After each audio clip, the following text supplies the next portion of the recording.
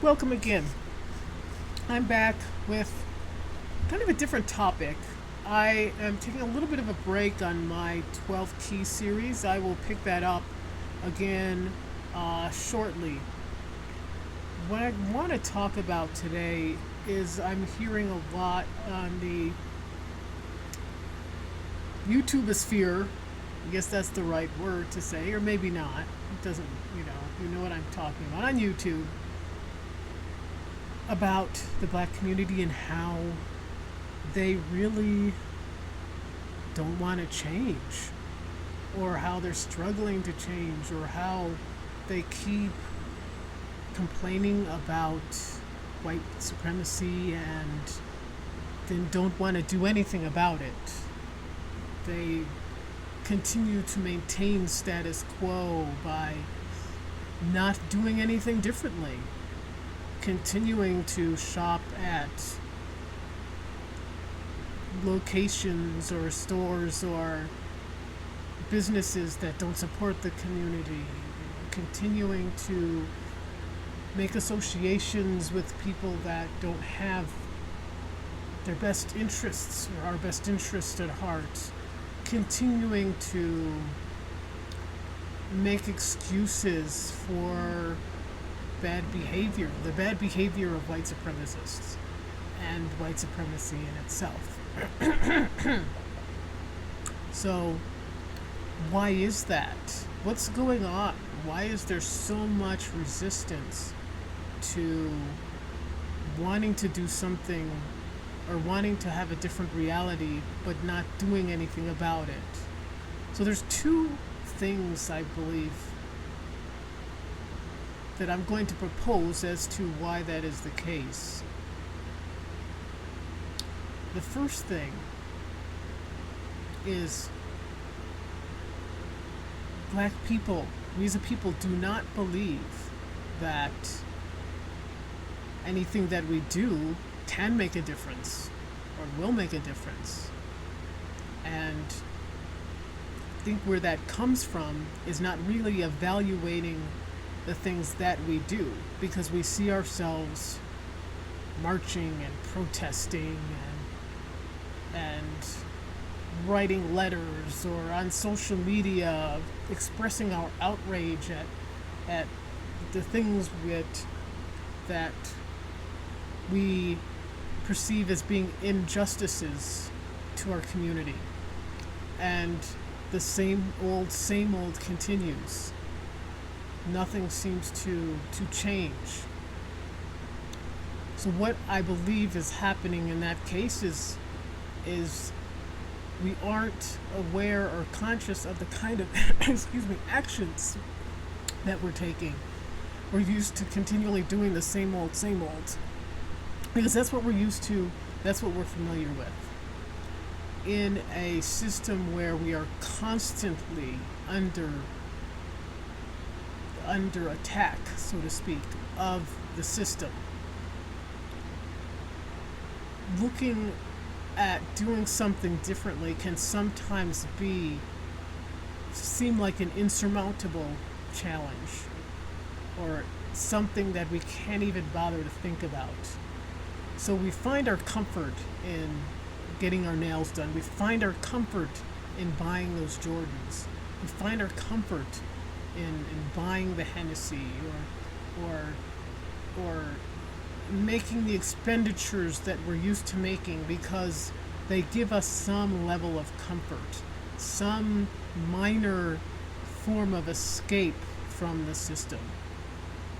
And people who have completely forgotten about the power that they truly have, about the capabilities that exist in their blood, in their veins, in their DNA. They have totally disconnected from it. People that have disconnected from that, from their core source, from their infinite core source, they don't see beyond that because they can't imagine it, because they have been so programmed time and time again through generation after generation to forget it, to look away from that, to look outside of themselves for self-worth, to look outside of themselves for acceptance, for some kind of validation. They are looking in the wrong places for the thing that will free them, the thing that will free them from the system, from the oppression, from the stress, the struggle, the strife that they experience. The thing that will free them from that is looking to within themselves. And I want to point out, and this is from myself growing up in my own family and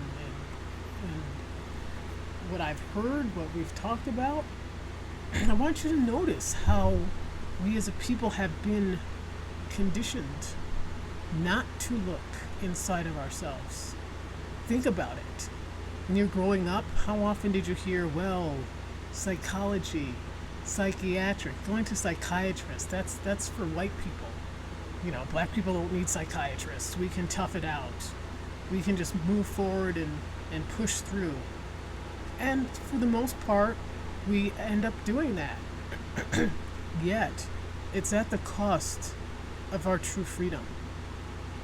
Because the only freedom we will truly have is to go inside of ourselves.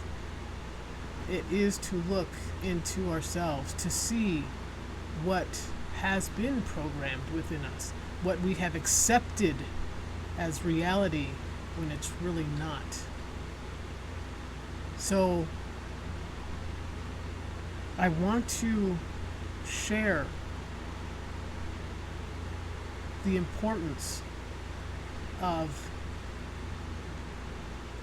how you do something.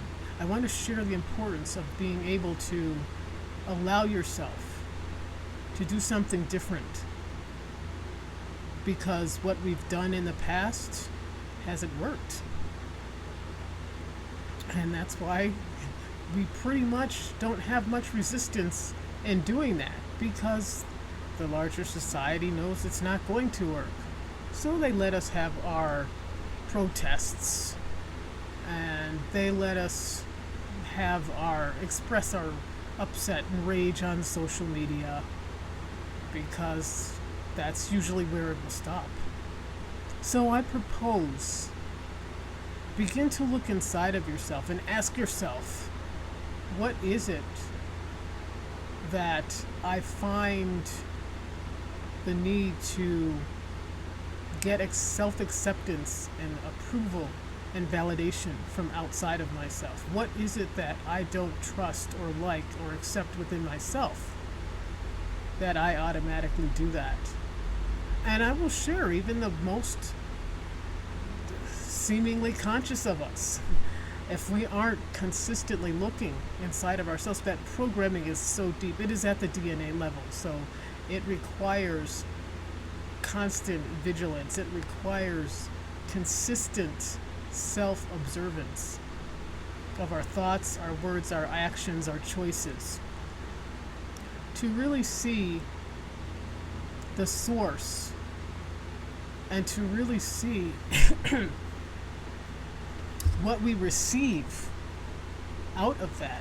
What do we get out of looking outside of ourselves, looking to the dominant or white society for approval, for acceptance? What is it we receive? Is it some form of some illusion of safety? Do we think, well, if I get my acceptance from them, then they won't hurt me? Is that what we think we're receiving? Because clearly that isn't working, correct? What else do we see? Or what else could we receive? If I get my acceptance or approval from outside of myself or from them, then perhaps that means that I don't have to really put in the work to make sure I succeed. I have an excuse or a reason to not be successful. because if they quote unquote don't accept me, well, then that means I can't succeed in society. And what I do want you to know is when you are connected to that inner core, that unlimited source, you can do what it is that you want. It may not look, it may not take the path that you expect it to, and it requires a tremendous amount of readjusting your perceptions, readjusting your knowing, readjusting your beliefs. It takes reprogramming yourself at the DNA level. However, it can be done, because ultimately you will put yourself in a place where they can't really reach you. And where I want to put an example in place is Castro. How many times did this country try and assassinate him?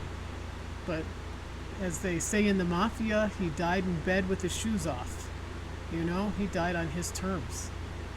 So he had something that he was using from inside himself. He had something that he was reaching inside himself and using. And he obviously did not look to the United States or Western world for approval, for acceptance, for safety, for whatever. He didn't.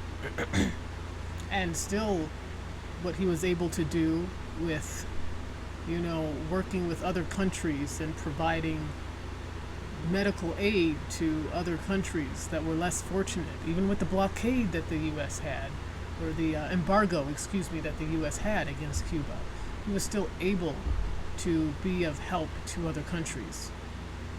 So just because there may be a world system in place, if you have the right mindset, if you have the passion and the determination and the commitment, that man was committed. He was so committed, he was able to change the leadership in his country. But that's the level you must have for yourself. And if you're not willing to have it, then accept that you're willing to accept the status quo. And it will be less stressful for you to just say, you know what, I'm gonna hang out with this white supremacy thing for a little bit more. You know, it's in some weird way it's working for me, so I'm just gonna do it.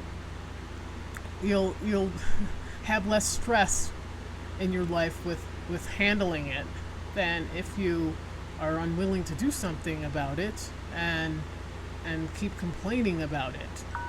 So I just wanted to share that idea, or that concept, is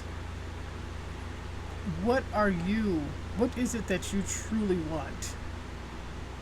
Do you truly want freedom? Do you truly want self-determination? Or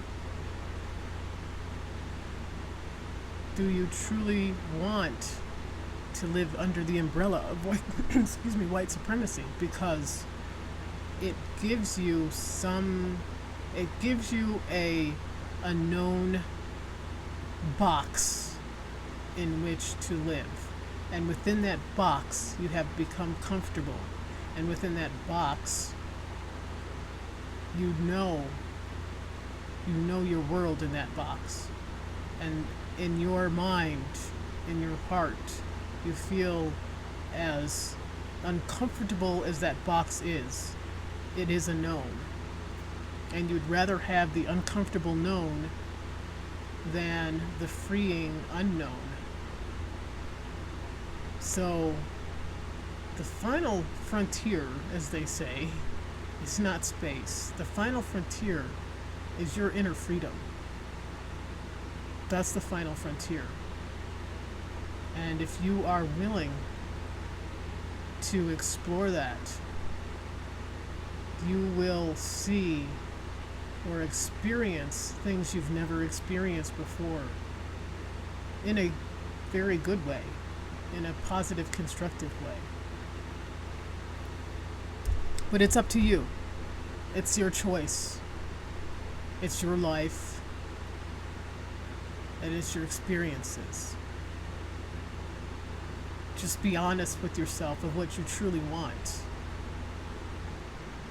And in that honesty, only then can you begin to make the change if it's what your heart truly desires. That's all I have to say on that. I have another